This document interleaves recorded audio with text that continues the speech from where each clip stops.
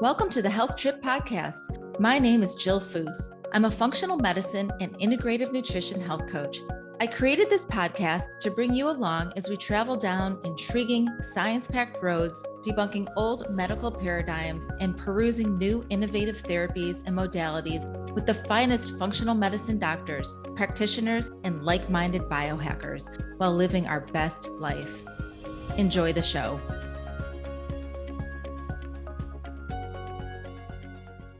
Hi, everyone. Welcome back to another episode on the Health Trip Podcast. Our current healthcare model is set up for sick care and acute care. So if you're already sick with cancer and receiving treatment, or you cut your hand with a kitchen knife by accident, our healthcare system is helpful. What it isn't set up for is preventative care. I talk a lot about lifestyle interventions being your first lines of defense. After all, I am a health coach. So think nutrition, sleep, stress management, and exercise. Beyond that, what else could you be doing to prevent chronic disease states such as Alzheimer's disease, cancer, type 2 diabetes, and cardiovascular disease? I am talking about early detection and prevention tools to use before any of the big four horsemen of chronic disease states show up.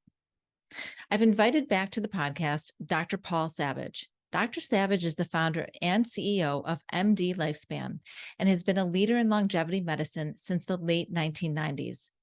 Over the last 25 years of his medical career, he has focused on anti-aging and longevity therapies, built over 50 clinics across the United States, and literally wrote the code for the industry standard software that's helped millions of patients. He has developed a 3-step process to build one's longevity blueprint, including detection, prevention, and intervention. And today we're going to be focusing on phase 1, early detection. Dr. Savage has appeared in over 50 national publications, TV, news, and educational channels, and has been a moderator at national longevity medicine events. A medical disclaimer before we dive in. By listening to this podcast, you agree not to use this podcast as medical advice or for the making of any lifestyle changes to treat any medical condition in either yourself or others. Consult your own physician for any medical issues that you may be having, and this entire disclaimer also applies to any of my guests on my podcast. So sit back, open your minds, and let's dive deep into early detection from chronic disease states. Hi, Dr. Savage. Welcome back to the Health Trip Podcast. Thanks so much, Jill. How are you? I'm good. It's great to have you back again. So last time we spoke, we did a general overview of 3 very important topics when it comes to someone's overall health and wellness: early detection, prevention, and intervention. And these are basically the 3 pillars that you look to in your medical practice. Tell us a little bit about each, and then we're going to dive deep into early detection. The thing that got me most interested in this field of longevity, where I used to be one of the top ER docs in the country, was the fact that in traditional medicine, we were reactionary. I mean, you went to the doctor when you were sick, the insurance pays for it when you're sick, you get a prescription when you're sick. It was always when you were sick. And we did not do a lot on the preventative side. When I went through my health crisis, that's when I made the decision, and it was an active decision, to start learning what I can do to not always be reactionary. And so then 25 years later, having built 50 clinics, softwares, fellowship programs at universities, what I've come away with is very simple, is that it really breaks longevity medicine, which is traditional medicine plus everything else that you need to stay healthy. That's how I consider it. Really can be broken down into 3 simple tools. The things you use to detect things early, because if you see it coming, you can get out of the way, or at least you can slow it down enough that it hits you when you're 105. Yeah. Early prevention, early prevention, which just means doing the things that we know are right for you based upon your DNA, based upon testing, because we have a general idea of what's healthy, what we can do for prevention. Some of the things are very simple, like don't smoke, don't drink, but other things are not so simple when it comes to nutritional goals, exercise goals. And then finally, essential interventions. In other words, how can we intervene in something that is now present using every tool that we have in our toolbox? So this is brought, for me, and the courses I give to other doctors, and what I share with every patient, is a way of looking at their health through 3 different prisms. Yeah, I love that. And when we talk about longevity, there's four big horsemen of chronic disease states, right? There's Correct. Alzheimer's disease, type 2 diabetes, cancer, and And then Alzheimer's. Right. yeah, Alzheimer's and cardiovascular disease. Right. And as a midlife woman going through menopause, I can tell you those are all, front and center for me, right? That just going through menopause opens up the door to those chronic disease states. Agreed. My own story, being 38 years old and being told by my physician that I had about 5 more years before I had a massive heart attack. Mm. And suddenly, when you reach that age, whether it's 38 or whether it's menopause or whether you hit midlife crisis, that's kind of where, as we change from a young adult to a mature adult, realize we're coming down this road pretty fast. And everybody wants to do everything they can to either slow it down, get more moments out of their life, get more vibrant life, more authentic life out of what they have. And it doesn't come for free. This is not a passive process. If you're passive about your health, you will lead yourself into all sorts of chronic diseases. You have to take an active attack pattern for your health. Absolutely. So you're talking about your health crisis in your 30s. I'm talking about my concern about being in my mid 50s. But we have to talk about that younger populations these days are getting sicker earlier. Correct. I mean, part of it is we could debate why there's an obesity clinic or obesity crisis. We could debate all the different reasons. I have my own theories and what I've seen in practice about what it really is, because for a long time with the obesity, we always said it was a matter of willpower. I never did. I always say it's biologic. We're missing things. It's inflammation, it's oxidation, it's toxins, it's hormones. There's a reason people get fat, and it's not because you're eating more and exercising less. But that is one of the reasons that's propelling heart disease and diabetes and all these other issues in the young adults. Secondarily, is we are living in a more and more toxic environment. That is proven. That is a fact. We also live in a world where the nutrient value of foods is 40% less than what it was 40 years ago. That is also a fact. And those complicating factors are bringing a lot of these chronic diseases, heart disease, neurodegenerative problems, cancer, coming in younger and younger people that we at an unprecedented rate. I'd also like to add autoimmunity. I've seen people, just coming in with layers of autoimmune disease, not just one, but possibly three. So when we talk about early detection, there's a lot of things we can do, but in the conventional healthcare model, it seems very limited. And so there's, I think, a mind shift that needs to occur within people when we talk about early detection. Right now, a lot of people, maybe they're going to their family physician who they've been going to for 10 plus years. And so there's a bond, there's a relationship, there's trust, but perhaps that doctor just isn't aware of all these other things that they could be looking at. It's not like they're trying to do any harm. This is just the way that they've practiced or learned for many, many years. One of the things that I've learned after being a doctor for almost 40 years is every so many visits with a patient, you have to approach them like they were a new patient. As a physician, you can become complacent into somebody's apparent good health. And you just don't, if you're not looking for it, you won't see it. So that's why in the MDLifespan model, we're constantly doing preventative screening methods. Not only the ones that your insurance pays for men, it's your colonoscopy, your PSA, your skin exam. For women, it's your pap smear, it's your mammogram, it's your colonoscopy and skin exam. But we're doing other early detection tests that are proven and quite honestly will become mainstream at some time in the not too distant future.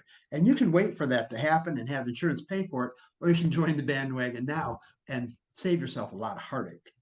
So when I talk about preventative treatment, I always talk about, as you mentioned, the four horsemen of dying, the four horsemen of death. Heart disease is still the #1 killer in this country.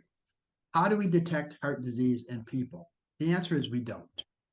We look at your cholesterol, they might look at your inflammation, they look at your weight, and they look at your blood pressure, and they say yes or no, you're high risk. But they don't evaluate the arteries of the heart. Just knowing your cholesterol, I can promise you, as an ER doctor at the top, biggest trauma center in the world, I never looked at a cholesterol test with somebody having a heart attack because it was irrelevant. I had people who had high cholesterol, low cholesterol. It really didn't play into it. And everybody's heard about the cholesterol conspiracy. It's not a conspiracy. Cholesterol doesn't cause heart disease. But when cholesterol is acted upon by inflammation, oxidation, and glycation, it turns that friendly, soft, fluffy little fat particle into a tight, hard little bullet that then causes damage in the artery. So, in a way, cholesterol is not the bad guy, but if it sticks around the bad players, it turns into a bad guy. But again, that doesn't still tell us to what degree do you have damage. There's a very simple test, and you can go purchase it at almost every university and x-ray center for somewhere between $60 and $200. That's called a calcium coronary scan. It's a very quick CAT scan of your heart. You're in the machine for less than 12 minutes. It's a very low dose of radiation, but what it does is it actually measures the amount of calcium that's in the major arteries around the heart. Why is that important? There's a linear correlation between the amount of calcium in the arteries and the amount of damages and blockages in that artery. The higher the score, the more likelihood you are of having damage in the arteries to a degree enough to be causing a blockage. So with a very inexpensive test with very little radiation, we get a huge amount of information. When should people start to go get their calcium coronary scan? What I tell my clients is, if you can afford it, I don't care what age you are, let's do it now. Because as you mentioned, heart disease is coming sooner and sooner to this younger generation. And the quicker you get on these people and let them know you already have damage, let's get to work here, the more you get their attention. But or just capturing a baseline. And talk about the score of the CAT scan and the ideal score. Sure. So that's very good information. The score is generally measured between 0 and 400, but you can go over 400. Yeah. So when we talk about a score, the lower the score, the better. Because if you have the score of 0, of 0 calcium, that means they measure no angstroms of calcium in any of those arteries. The probability of you having any significant blockages or buildup in those arteries is a very low probability, to such a degree that I tell people you're doing great. If it's above 10 and below 100, then you're going to have a low probability of having some fat, some plaque buildup, and a low probability of having any blockages. There's a difference between fat buildup, which can occur in all the arteries, and fat buildup causing a blockage. So we have to talk about both. One's called atherosclerosis, which is the fat buildup of the plaques, and the other one's called stenosis, arterial stenosis, meaning the narrowing. Now, when you get above 100 going up to 200, then you have a mild to moderate amount, 200 to 300, moderate amount, above 300 and 400, a high amount or severe. The real key number that most of the radiologists and cardiologists agree with, and I tend to agree with, is somewhere around the 140 to 160 mark, we start getting worried about you. Matter of fact, if you're in that first time at ICU and you're at 140 to 160, chances are I'm going to send you to my friendly cardiologist who can now do what's called a CAT scan angiogram. They give you a little bit of dye. Now we don't have to poke you in the groin with the needle and thread the catheter up into your heart and squirt dye into the arteries. We simply squirt dye into a peripheral artery, and then the CAT scan looks at those arteries and how open. It's called a Clearly study. It's a new technology. It's at University of Chicago. We do a lot of them there. So if you're in that 140 to 160, let's go see if that score now translates to any significant blockages. If it does not, then we can move on to let's do what we can to optimize your cardio health. So that's one of the reasons why this is such a great test, and it's at a very low cost. Matter of fact, most of the radiologist centers, you don't even need a doctor's prescription in order to sign up and get one. Yeah, I had my first one about 3-4 years ago, and my score was a 0, thank goodness. And when I was deep in perimenopause and switching my diet to a more animal-based approach so I could support other health goals I had in aging, my doctor got a little concerned with me, and I said, all right, well, I'll go get the CAT scan. I haven't had one. So now I have it, and I have my baseline, and doing everything I can to keep that a 0. I have a lot of different patients from a lot of different walks of life and different ages present over 25 years. It breaks down to this. I have the younger person who comes in who has a strong family history of heart disease. Let's go get the CAT scan. There's no discussion there. Doesn't have to be. Then there's a younger person who comes in who has very low history of family heart disease and has a very normal weight, normal blood pressure, normal cholesterol, no inflammation, which nowadays isn't common that they have all those things normal. But if they do, then I'm okay with saying, I don't think we have to do the CAT scan, but I would certainly not oppose you getting one. Then we have the patients coming in their midlife. And we're talking about here 30 to 50. And these people are coming slightly over the weight. Maybe they're coming in because they're having fatigue. Maybe they're coming in mostly because they want to optimize their health. I always tell these people, do this now so we know where you are. Right. And over 12% of the patients that do it at the age of 30, I'm finding significant calcium blockages, calcium scores, which means let's take the next step. Now, in those ages, it's not normal that I get a high score, but I have had 30-year-olds who had scores of the 2000 and above, which means there's a lot of stuff going on and we need to get busy right now. And then finally, you get the older group of patients. And the patients that come to see me are generally looking to live a long time, looking to optimize their health, haven't looked at this point. Why wouldn't you do that in that group? I want to know, in longevity medicine, if I know where your weak areas are, which is where death always takes you out, then we can focus on those areas and keep good education, good programs, good outcomes for each individual, customized to them. Right, exactly. To me, it's all about personalizing your approach. And what better way to personalize your approach in life so that you not just survive, but you thrive is by testing and gathering up as much data. I tell people all the time, if you get blood work from your doctor and it's just a partial panel, right? It's not a complete panel. You're reading 3 chapters of a 8-chapter book. You can't finish the story. You don't know what the story is. The current cholesterol test that traditional doctors do is the same thing as you telling me how much you weigh. That doesn't tell me anything about how healthy you are. I always say I have a 5'9" guy who's 160 pounds and he's fat, and I have a 5'9" guy who's 160 pounds and he's muscular. That 160 pounds means nothing. The cholesterol traditional panel means nothing. It has no value, none. The only thing you can take away from the whole cholesterol panel that might have a little bit of information is your triglyceride score. I would agree. So now that we're back talking about blood work, I kind of want to rewind the conversation a little bit and start with someone who comes to you and it's their first time opening up their mind to a different approach to their overall health and wellness, and they're all about early detection. Where do you start with that person? The first place to start with all these patients is a very comprehensive and thorough blood work panel. Now, we're not talking about cholesterol.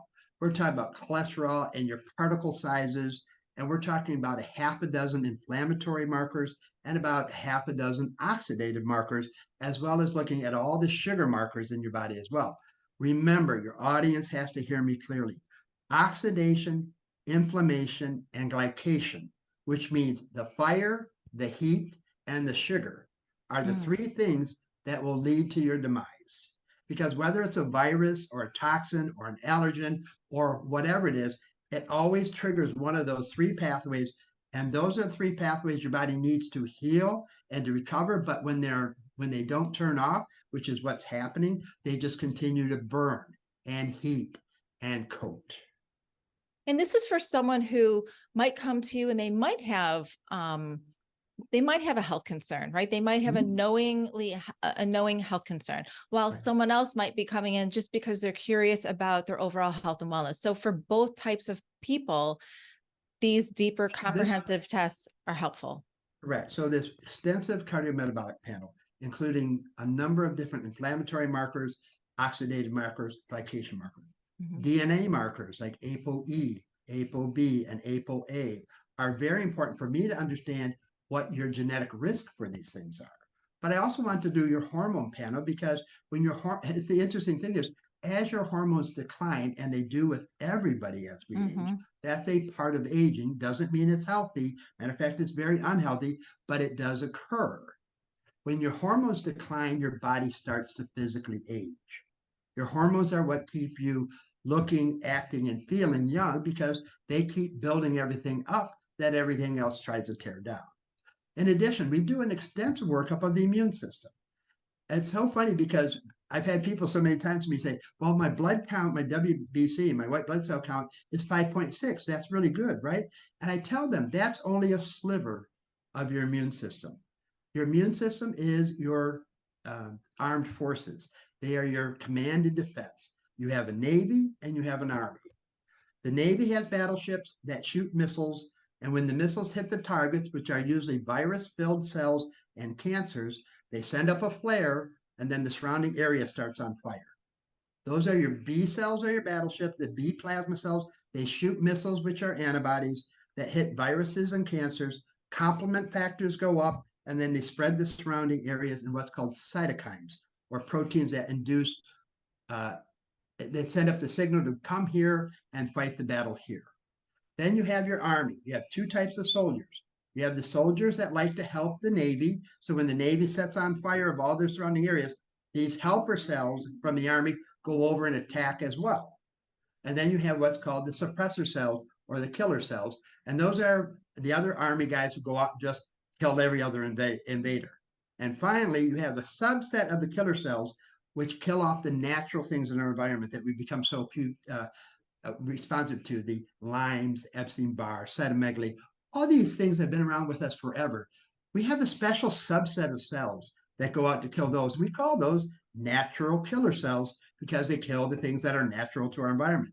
I do the whole profile of the complements, the cytokines, the CD19s, the CD4, the CD8s, the CD56s, because not only does it tell me how strong your immune system is, which you need to survive past 60, it also tells me if there's something wrong, where is it going? Is it after the Lyme? Is it after the mold? Is it after viruses?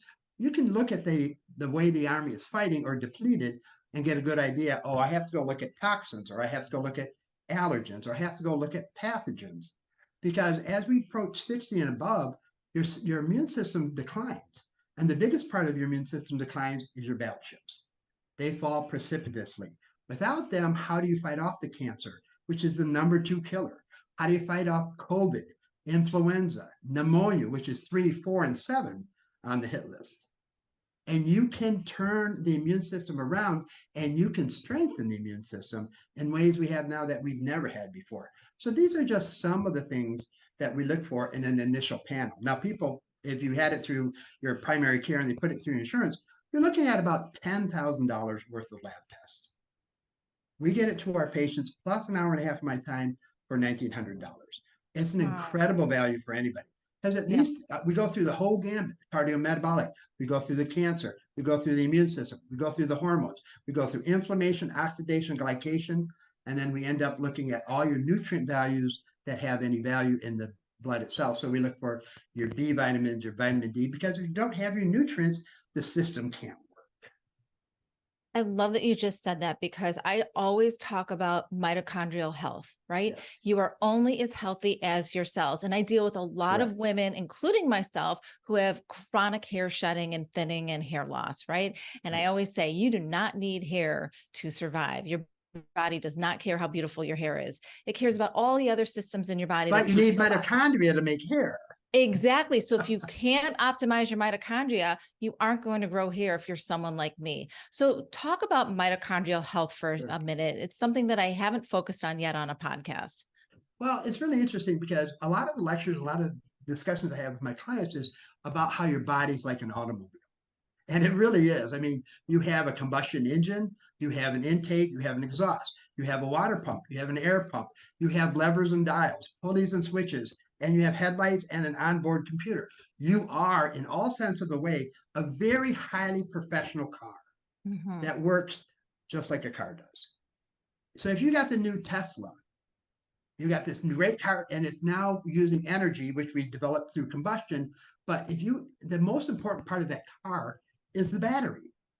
Because if the battery's not working, nothing on the car works. Right. That's what the mitochondria are to you and I. They are the batteries. They actually take food, take things, and they break it down into energy that they send out to the rest of the cells. Without that energy, the cells don't move. they do absolutely nothing. So there is nothing more critically core essential to the human body than mitochondria. Now, the Wait, I have a question. Is there early detection for mitochondria, like aging mitochondria or mitochondrial weakness? well, so there's DNA testing, which is too cost prohibitive for most people to do, but it's easy to determine because symptoms start to appear. And the symptoms are almost always, you have to look at the mitochondria for all these things. The most common symptoms that patients present to with their traditional doctor is fatigue. Well, Right. you got to look at the mitochondria first. And I think you can appreciate on how I get a little bit enthusiastic with patients because they sit there and go, I'm eating really well. And I tell them it has only a little bit to do with what you're eating.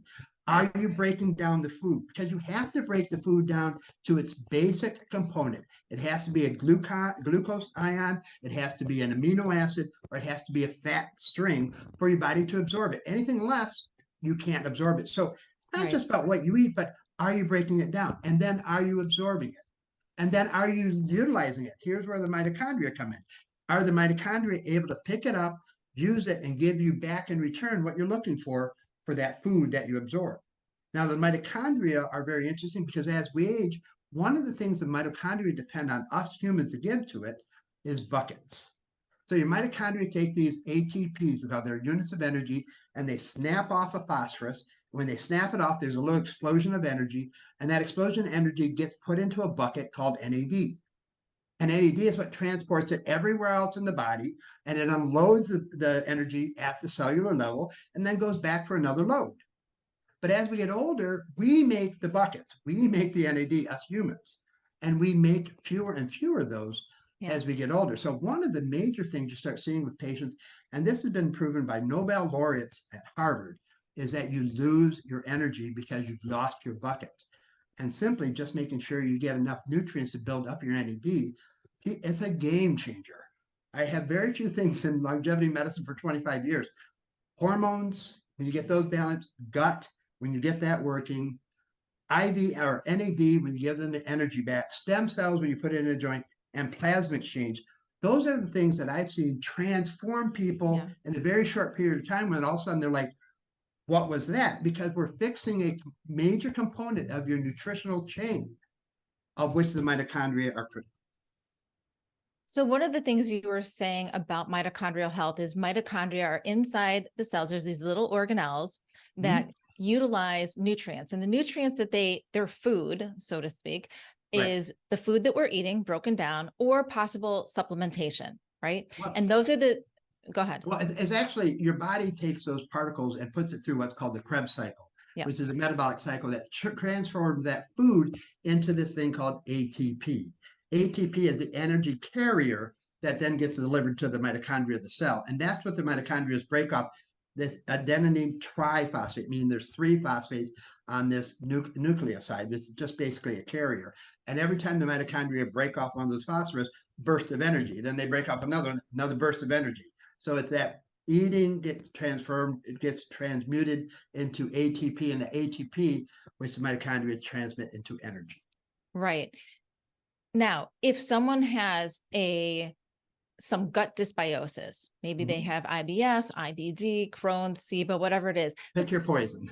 Pick your poison, right? It's one type of roadblock in terms of how well our small intestine can absorb the nutrients and get them shuttled where they need to go. Correct. And then you have the Krebs cycle. Then you have the Right. Krebs cycle, which is what takes that food and transmits it into ATP. And that is vitamin nutrient dependent, 100%. Matter of fact, that's where most of your B vitamins, your magnesium, all these different vitamins come into play, is in the Krebs cycle. If you don't have those vitamins, you don't make the energy.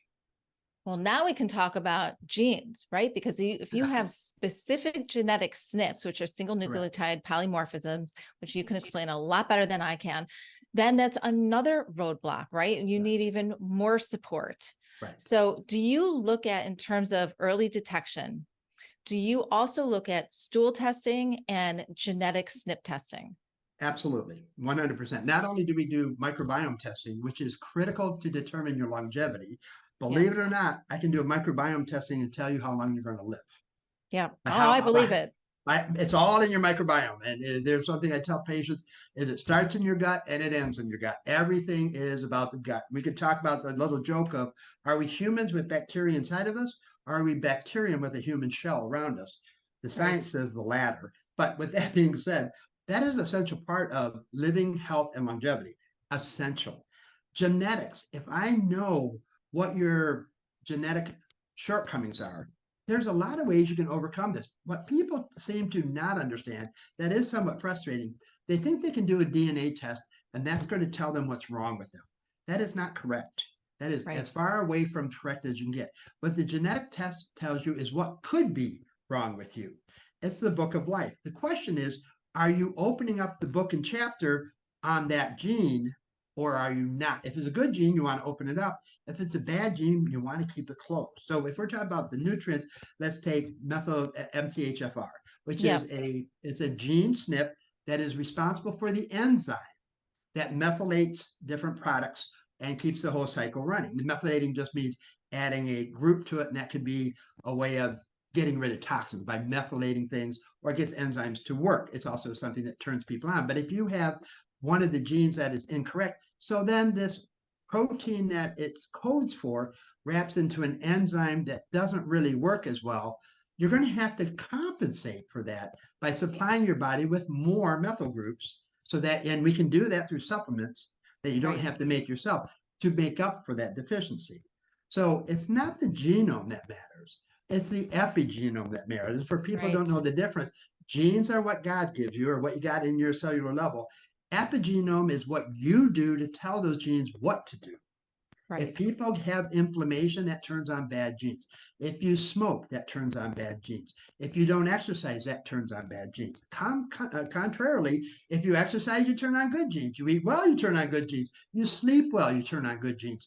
You lower your stress or you manage your stress better, you turn on good genes. You're in control of the vast majority of those genes. You don't need to be afraid of them, but don't get a genetic testing and say, I have to do all these things. It just says, these are things I need to be on the lookout for. Right. Right. Let's talk about the gut test a little bit more because I Sure. find this really interesting, especially because you are so spot on when you said you could look at someone's test results from a gut stool test and tell Yeah. them exactly what's going to be happening. I Yeah. recently had one of my sons do a gut test and a stool test, and he has been on a series of antibiotics for the last couple years.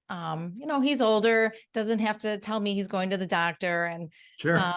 well, we looked inside, And and then he has so mom's this yeah, well-known nutritionist on her own yeah, podcast saying, Mom, I'm on these antibiotics for 2 years and yes, I'm suddenly gaining weight. I'm tired. yeah, And then you're like, let's do a gut test to see, right, even if he's feeling great, he still needs to do a gut test because things have changed and things potentially could absolutely, get into an area that you want to preserve. The rule that you and I always laugh about that patients need to understand is it's easier to retain what you have than regain what you lost. yeah, So that's why right, you want to do things early. It's not just to see things coming and get out of the way, which is a good way to do it, but it's also to see how much you got and what right, can you do to maintain that functional reserve, that extra little bit that everybody has. right. Because it's when you run out of those things that death comes hunting for you. Right. So when he did this stool test, we want our gut to be like a rainforest. We want a lot of species. We want Yeah, everyone living harmoniously together. right. There's, endangered species. There's ones that attack. We want everyone existing in Yeah, harmony. correct. His was a desert. Oh An boy. absolute desert. And I wanted to do the test for him so that he could see collecting data and how this is going to help him pivot his lifestyle in a different direction, how he's going to make better choices next time. Yeah. And it was an absolute desert. And so Right. he is missing those keystone species that all of us need to remain in good health. Yeah. I Yep. mean, So yeah, the diversity of your microbiome is the single most important factor of your microbiome. In yeah, other words, it's how many species you have. The more species you have, the more diversity you have, even if they're not the best players, but the more diversity you have, the longer you're going to live. We've done studies and we've seen people can decrease their count of microbacterium in their gut but still have a high amount of diversity. And those people are much healthier than people who have a lot of bacteria, but no diversity. Right. Your ecosystem is like our ecosystem. Every little player counts. And when you just have just one player taking up the vast majority of it, you're not going to have a balanced environment, and it's not going to give you everything you need to maintain your health. Right. Now, And the wonderful thing, though, is, as you know, you can fix his microbiome to a degree. absolutely. Absolutely. Which is Absolutely. what you and I do all the time. Say, Yes. okay, here's what Yes. we got. And it's so funny because I have people come in, and I'd like to hear your take on this. Is the patient who comes in says, I agree with you, microbiome is really important. I'm on this probiotic. I've been on the same probiotic for 5 years. Right. Right.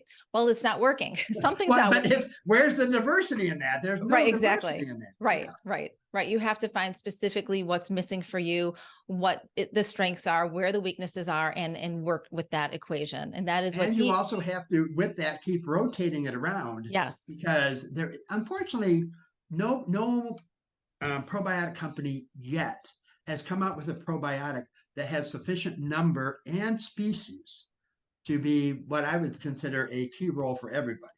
But I hope maybe someday that does happen. Yeah.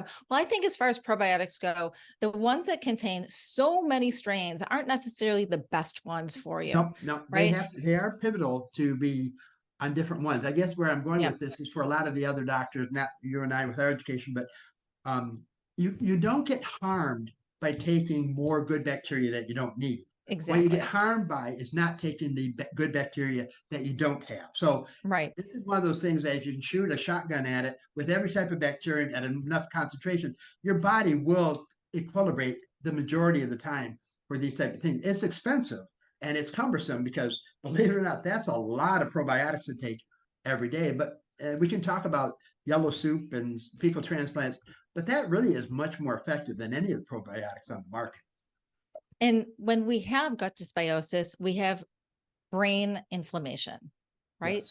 Those two mirror each other. Well, there's no difference between your gut and your brain. Matter of fact, I always tell people all the time, where do you have all your brain cells? Where are the majority of your brain cells? The number of neurons in your gut outnumbers the amount of neurons in your brain by about 500%. It's just that in your brain, you have a lot more synapses, a lot more connection. That's what makes the brain, but the gut itself has more neurons. Matter of fact, you get most of your neurotransmitters from your gut. So, and they call the gut your second brain, but really it's your first brain. And your brain became your second brain evolutionarily, but they are connected. They are intrinsically and electronically and nutritionally connected. They are the same system. So when your gut's doing bad, your brain's doing bad. When your gut feels anxious, your brain feels anxious. When your gut feels tired, your brain feels tired. It's the same system. Yeah. And you spoke about the ApoE genetic test minutes ago, earlier in the podcast. And now that we're talking about the brain in terms of neurodegenerative disease, Alzheimer's disease is the main cause of dementia. It's worrisome. Yes. Yeah. More women have dementia and Alzheimer's than men. I think it's like 2 times more. And now the recent studies show it's now younger women and Black. So there's a big shift going on here in the Alzheimer world that it's not staying in the lanes, nor what I expect it to, because I have a different educated platform of where Alzheimer comes from. Where Alzheimer comes from is an immune system response to a toxin, whether that's an organic toxin or an inorganic toxin, whether that's a virus or a pathogen that's having a fight in your brain. Like that's why herpes and Epstein-Barr are so associated with Alzheimer's, or whether it's a toxin like the petroleum products or the plasticides or the pesticides. They're all toxins, and a battle goes on in your brain. And after the battle, what you get left over is beta amyloid. That's basically the debris of a battle. And the doctor's like, ooh, beta amyloid, that's the cause of Alzheimer's. No, that's not the cause of Alzheimer's. That's just a signal you have it because the battle has taken place. But the ApoE test is such an easy test to tag along with all your other blood tests. Mm-hmm. Why is that not more robust in terms of having more people have access to that? Well, now that's an insurance company question. I can't get into that. I think everybody should have an ApoE. Yeah. And I'm a mathematician. by background, I was becoming an actuary, which means I did insurance programs. And I will tell you, the reason that the insurance company doesn't pay for tests like that is because they make more money not testing for it than they do by treating it. Mm. It's just at the end of the day, the insurance company has one goal alone, and that's to make money. And for them, it's always, where do we make more money? Do we make more money testing for this or not? Now, that's why there's always this friction between medicine and insurance. So you should pay for this because we detect these things. People stay healthier longer. They can pay insurance longer. But if you know the math game, you know that doesn't add up that way, because the amount of people you have to test, which is hugely expensive for the insurance company, for the value they save and the few people they make better, doesn't offset each other, which is why insurance companies want to pay for as little as they can.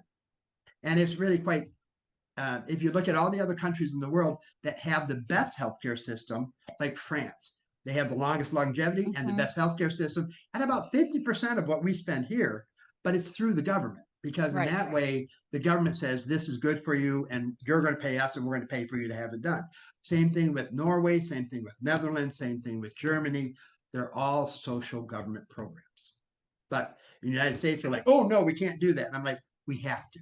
We just have to go that way if we're going to get health as a primary goal of the healthcare system. What would you say to someone who was afraid to get the ApoE test added on, even if they were willing to pay for it and they say, I don't want to know if I have the Alzheimer's gene? So I understand that. My mom had Alzheimer's and my dad died of cancer. My grandfather had a heart attack. My grandmother had a stroke. I understand very well that I have bad genes. And I'm talking about, they all died relatively young. And that always, and it's like, do I have it? It's very nerve-wracking. I mean, whether any of these things that you can see as a death sentence, if you see them as a death sentence, I understand why you don't want to get it done. If you see them as a piece of information on which you can base a program that avoids that problem, then I have only one thing to say to you. The sooner you get it, the more time you have. Again, that whole concept of retain what you have, don't regain what you lost. So if you have a history of heart disease, let's do the calcium score really quick. If you have a history of Alzheimer's, let's go look at the toxins in your immune system. Let's go do a SPECT scan of your brain. Let's go look at where you are, and let's do an ApoE to show us at what risk you are, because just because you got the bad gene doesn't mean that you're going to get the disease. It means you can avoid the disease, but you have to put work behind it. So it's really, I tell people, it's not that you're going to get the death sentence. What you're getting is a reprieve. It gives you a piece of information that says, now this is why you need to do what you do. My own story at 38 is going into my doctor, him telling me 5 more years, I'm going to have a massive heart attack. That's what changed my life, is a piece of information.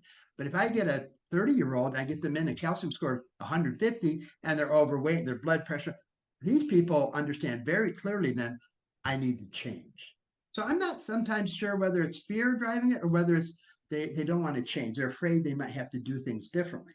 Yeah, I think it's a combination of both. It could be both, but that's what my job is and your job is, to help them get through this fact.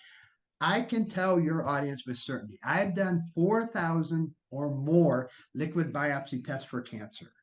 About 100 people came back with one marker and about 8 people came back with something else.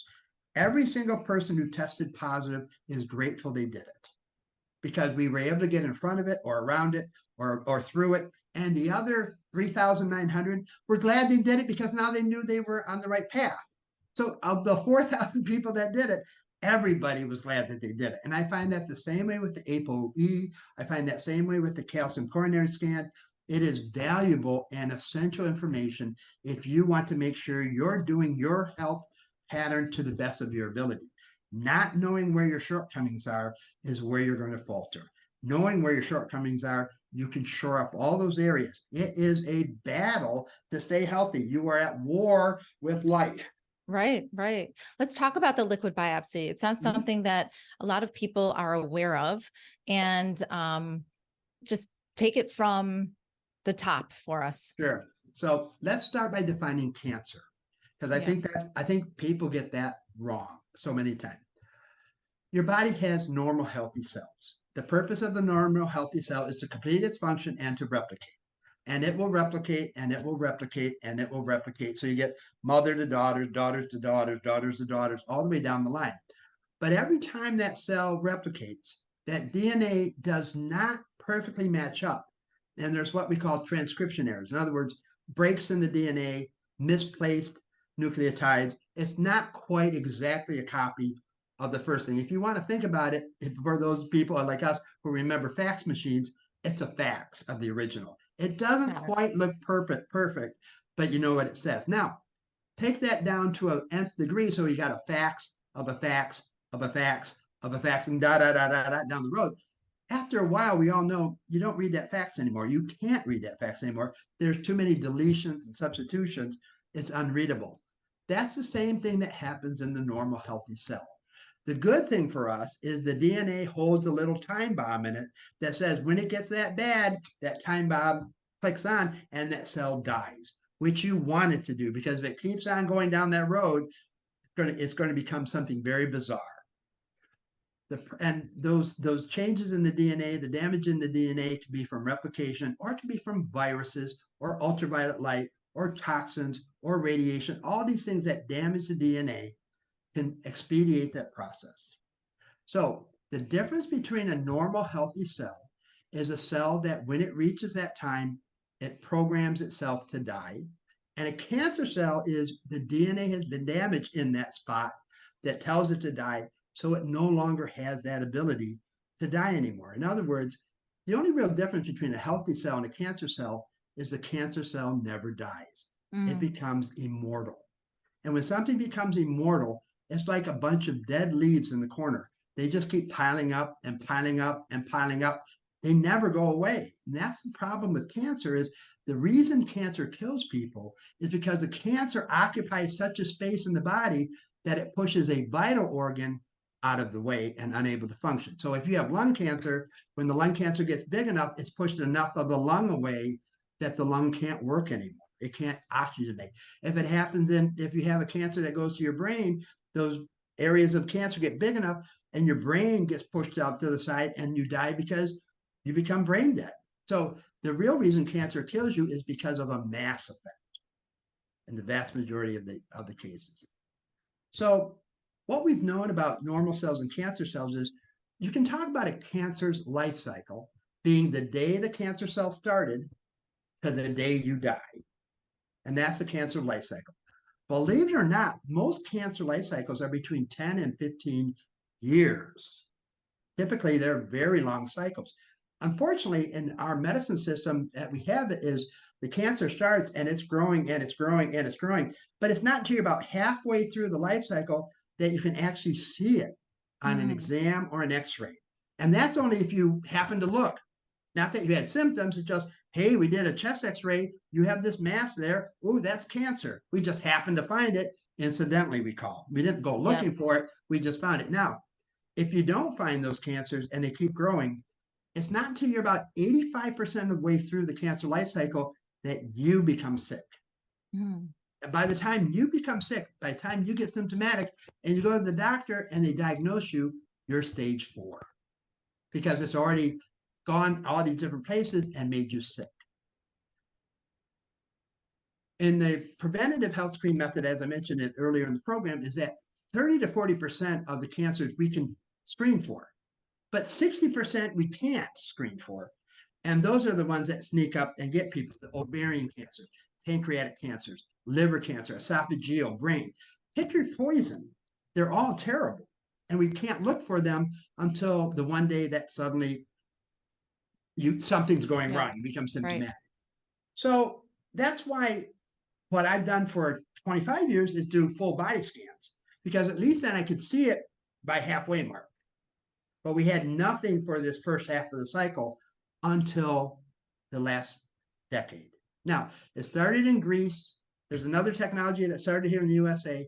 It's called liquid biopsy. So what we've known is when a cancer cell starts, almost immediately, you can start seeing markers in the blood from the cancer. These are proteins on the cell of the cancer that once it becomes cancer, these protein markers change. And that's what we can detect in your blood, the very first thing. Later on, as the cancer continues to grow, we can actually see cells of cancer cells in your blood.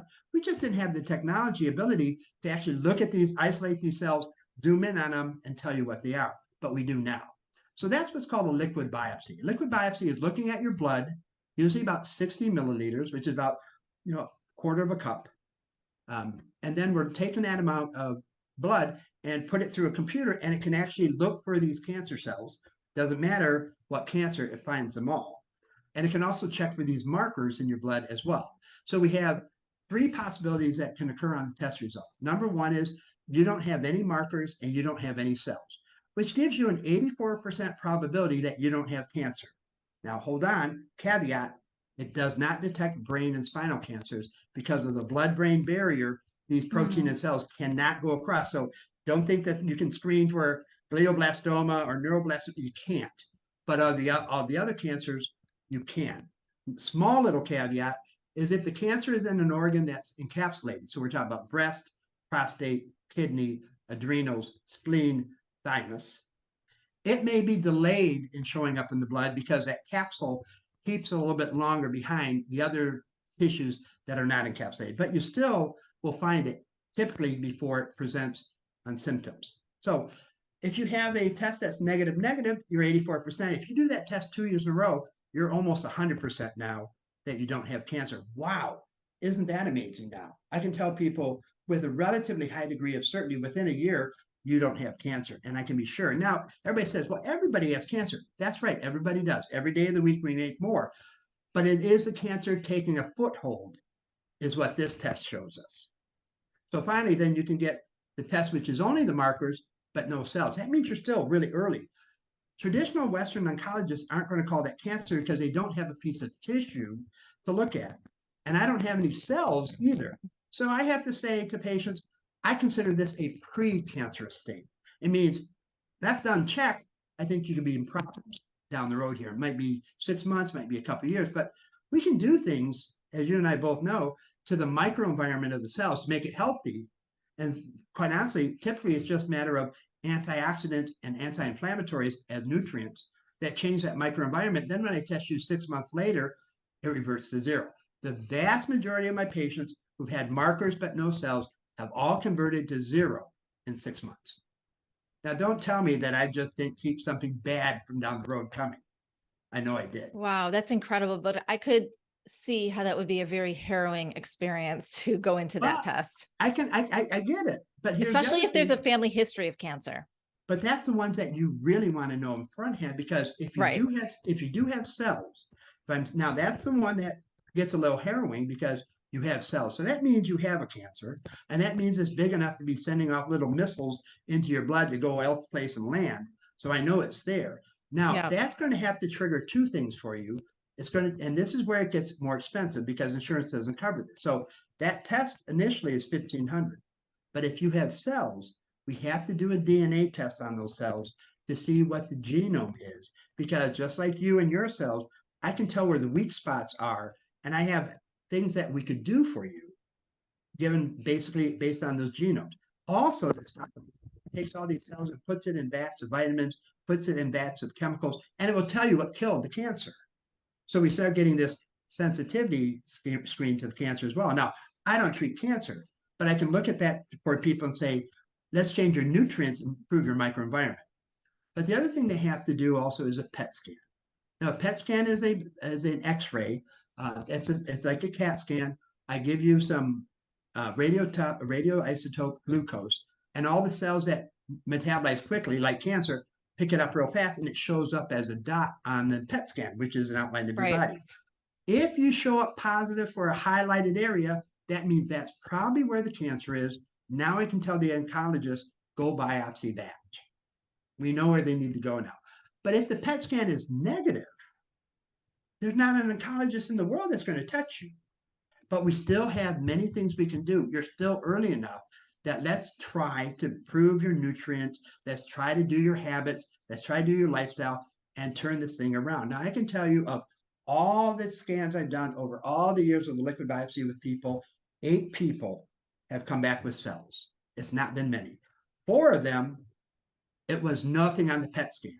So we just treated them with nutrients and healthy lifestyle, and none of them had progressed in many, many years. 4 of them had PET scans that showed up positive. 3 of them, one was a pancreatic, one was a lung, one was a liver. They're all doing absolutely fine because we caught it so early. Because remember, they had no symptoms. So they weren't way over there. It just gave us so many other opportunities to go after the cancer. The one guy had part of his lung removed. Another guy had the tail of his pancreas removed. The other guy had a lobe of the liver removed. And now the oncologist declared them cancer-free. They're like, boy, were you lucky we caught that early. But they still had the cells in their blood, so we're still working on their nutritional part as well. And there's one other gentleman, but he's still going under his workup right now. But at this point, he's had kidney cancer. It's renal cell cancer, which is another one of those, oh shit. But at this point, it seems that we caught it early enough that it's isolated to the one kidney. He's going to have his kidney taken out because that's the safest way to treat that. And we have a pretty good idea at this point, he's going to do just fine. So I only have the anecdotal experience of 8 years of doing all these tests and thousands of patients, but everybody's had a relatively good outcome. It's amazing. Is the PET scan you're referring to also called the full body scan? Is that the same thing? That's the full body PET scan. It's basically you inject with this radioisotope glucose, which goes everywhere, and where the cells are the highest combustion, which is the cancer, they pick up most of the sugar really fast. They consume sugar 3 times faster than any other tissue around. So they got all the isotopes, and they show up as a hot spot. It might show up in the brain if it's a brain cancer, might show up in the lung, might show up in the gut. At least you get an area. That's where we got to go look to see what shows up there. Now, again, with all the screens I did, it only happened in 8 cases that I had to do a PET scan. It wasn't a lot of cases, but for those people, it transformed life. And I'm not saying that I cure cancer. I don't treat cancer. I treat health. Right. But you and I both know the best way to prevent cancer is to stay healthy. And a lot of times, if you start having those clues that you're headed that way with cancer, and those clues could be not only the liquid biopsy, it could be inflammation markers, which are huge. It could be toxicity markers, which are huge. I mean, you have to take those tests seriously and do what you can. And there's plenty you can do to turn those things around. Wow, that is a lot of amazing information. Amazing. So we've talked about a lot of early detection options out there for people, starting with going way beyond the basic blood work. Right. And then incorporating some of these specialty tests. Right. Now, somebody's at home listening to this and they're thinking, okay, well, I'm going to try to approach my doctor and have a conversation and have some deeper blood work drawn up. I'm going to start there. Right. Sure. But maybe they hit a roadblock with their doctor and their doctor says, absolutely not. I'm not even if you're willing to pay, I'm not doing this. Right. And that usually happens because the doctor doesn't know how to interpret the text, and he's responsible for it if he's ordering it. So as I mentioned, the CT heart, the coronary scan, pretty much standard universities allow you to get it by just paying cash. You don't need a doctor's order to get the results. The RGCC, which is a test I like, that's from Greece for the liquid biopsy, you go on their portal and you'll find an RGCC provider near you. There's hundreds of them throughout the United States. I'm one of 3 or 4 here in Chicago area. There's also a test called the GRAM from Galleria. This is also liquid biopsy, and that probably is better well known and more areas you can get it. And it's a good test. It's just the problem with it is when you have a positive cell-free DNA, you got to go do the RCGCC to figure out the next steps. You can't, they don't have a secondary test that looks at the genome like the RGCC company does, which is why I do RGCC. And quite honestly, personally, as professionally, it's a better test. But those things you can get without your doctors because there's other doctors around who will order it for you. But what can that person do? Where do they pivot next to if they don't even know what test to think about getting and going online and finding? Is there a place like on your website, do you offer a blog or information on really all these steps someone can take if they're hitting a dead end with their doctor? Well, I mean, for the liquid biopsy or for the scans, if that's all the patient wants, they can get that through our office. They can just sign up, say, I just want the liquid biopsy. Great, let's do that. Yeah. You don't have, I have a philosophy of medicine of the services I provide. It has to be cash-based because insurance doesn't pay for any of this. I tell people all the time, they won't pay for it. As a matter of fact, in the world of insurance, you're either 100% in or 100% out. as a doctor. There is no in between. And if you're in, I have to do the test that the insurance company says I have to do, or I can do. I can't do stuff outside that box, which is why doctors have a real hard time with insurance if they go outside the box and order a test that's not covered by the insurance. If they do it enough and cause enough waves, the insurance is going to come back and throw their contract at them and give them an audit, which the doctors don't want to do. So in every way possible, insurance companies control what your doctor does. I choose to live outside your insurance company, so I'm not impeded by those things. But what I can do is negotiate my leverage of my buying power of having all these people on the software, all these people, all these clinics I have, and negotiate a price that is very reasonable for every patient to do. So that's just so. What I tell people all the time is, why don't you go get your coronary scan? Call up the nearest radiologic center. If they need a doctor, they'll have one there that is willing to sign up for you, but you will not get it covered by insurance. Second thing is, for the RGCC or the Grail, look on their websites, RGCC or the Gallery or the Grail, to find out a provider near you and call them and say, can I get this one test? We provide it through our office because I believe everybody should be able to be their own healthcare coach if that's what they want to be. I don't want to prevent somebody from getting a test because they have to do the whole panel of longevity with me. That's not my philosophy. Many patients do. Many patients are like, help guide me through all this information because it's overwhelming for these people, especially people who want to do a lot of stuff. But if you just have this one area they want to look at, that's quite feasible for everybody. Yeah. And it's so true. It is all so overwhelming for so many people. I mean, just figuring out how to change someone's nutritional dietary eating plan can be very overwhelming, especially if someone's raising a family and working, 40, 50 hours a week and taking care of an elderly relative. It's all very overwhelming. And you need people like health coaches and MDs like yourself to help guide the path. I can't express to patients enough. 50% of what I do, you don't need me for. Yeah. You need the health coach. You need a life coach. You need a trainer. You don't need me for that. I mean, when it comes to nutrition, when it comes to learning how to exercise, when it comes to testing for DNA, you don't need me for the majority of things. You can get Dante Lab online is my favorite place to go for your genome because they have a whole clinician there that will go through everything with you for $400. It's a steal. And on my website, I list all the labs and I give their address. Well, we just froze with Dr. Savage, but we were coming to an end of the podcast anyway. We had an amazing conversation. I am going to list all of the codes and or websites to all of the tests that he mentioned in the podcast. I will list out all of his information, his website, so that you can see all of the advanced testing options for yourself and truly become the health advocate for yourself. Thank you so much for listening. We're going to bring Dr. Savage back for 2 more podcasts. We're going to do part 2 on prevention and part 3 on intervention. And thank you so much. Thank you for joining me. I hope you enjoyed the podcast. Lifestyle changes can be hard and overwhelming to make. By building your support team of functional medicine doctors, therapists, and health coaches, you can reach your optimal health goals. Be sure to check out my other podcasts. Until we meet again, stay healthy.